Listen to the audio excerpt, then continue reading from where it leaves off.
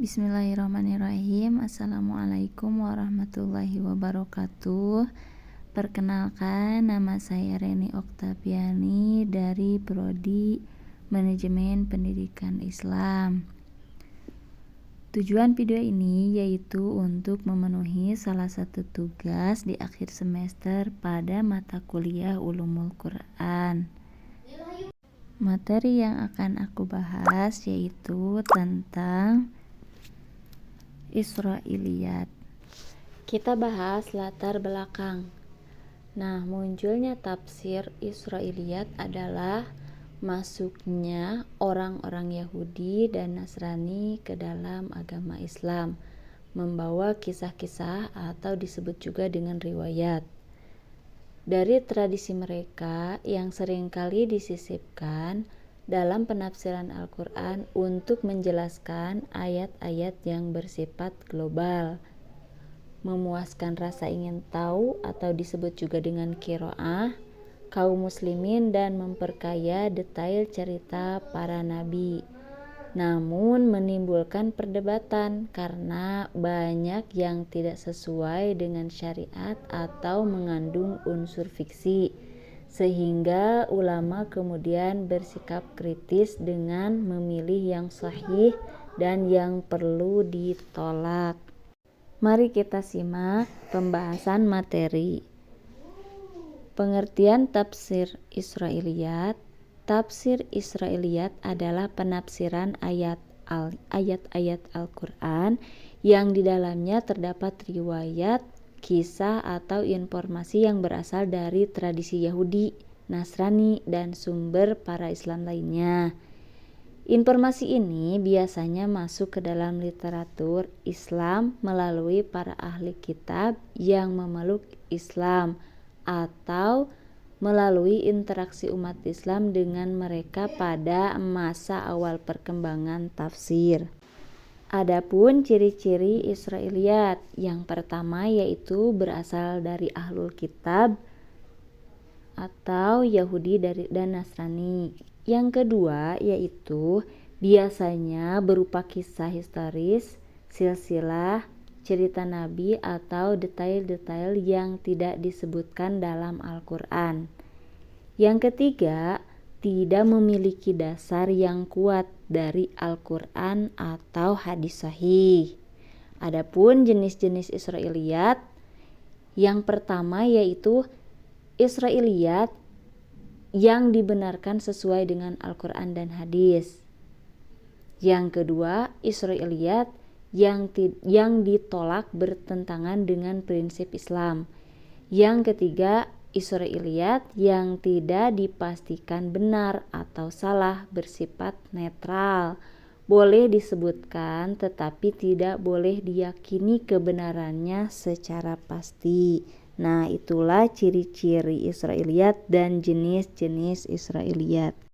Kita bahas lagi dalam masa perkembangan tafsir Israiliyat. Perkembangan tafsir Israiliyat dapat dilihat dari sejarah transmisi dengan menerimanya dalam ilmu tafsir. Pada masa ini, umat Islam mulai mengenal kisah-kisah ahlul kitab atau Yahudi dan Nasrani melalui para sahabat dan tabi'in. Tujuan awalnya adalah menjelaskan ayat-ayat Al-Quran yang terkait sejarah atau untuk memberi konteks tambahan. Nah, sumber utama berasal dari riwayat Yahudi dan Nasrani, terus tradisi lisan dari para sahabat yang pernah berinteraksi dengan ahli kitab. Adapun masa klasiknya yaitu yang pertama, banyak mufasir melalui tafsir dan mulai memasukkan Israiliyat secara eksplisit. Contoh tokoh-tokohnya adalah Al-Talabi, terkenal dengan Al-Kasaf wa Al-Bayan, berisi banyak kisah Israiliyat. Ibnu Jarir Al-Tabari, dalam tafsir Al-Tabari menukil Israiliyat, tetapi biasanya disertai komentar untuk menilai kebenarannya. Kita bahas masa pertengahan hingga modern. Mulai ada kritik terhadap Israiliyat, terutama oleh para ulama yang menekankan metodologi rasional atau hadis.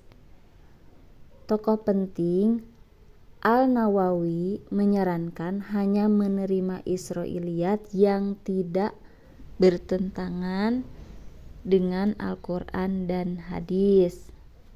Ibnu Katsir juga sangat hati-hati terhadap Israiliyat dan menolaknya karena lemah atau bertentangan. Dalam era modern, banyak tafsir menekankan kritis terhadap Israiliyat, terutama untuk menjamin keaslian penafsirannya.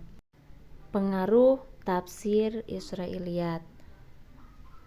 Nah, hal positifnya yaitu yang pertama, menambah pengetahuan dan kisah para nabi.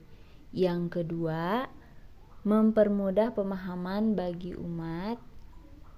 Yang ketiga, mendorong pengembangan literatur tafsir. Adapun pengaruh negatifnya dari tafsir Israiliyat yaitu potensi distorsi ajaran Islam.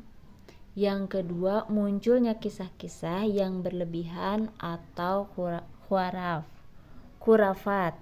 Yang ketiga yaitu ketergantungan kepada sumber non-Islam. Adapun sikap ulama terhadap Israiliyat.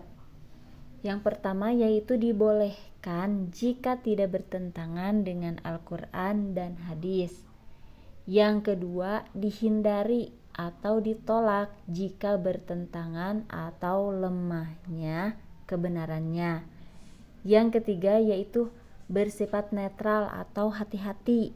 Jika kita tidak jelas kebenarannya, boleh disebutkan sebagai cerita tambahan tapi tidak diyakini mutlak. Landasan Al-Qur'annya yaitu surat Al-Baqarah ayat 42.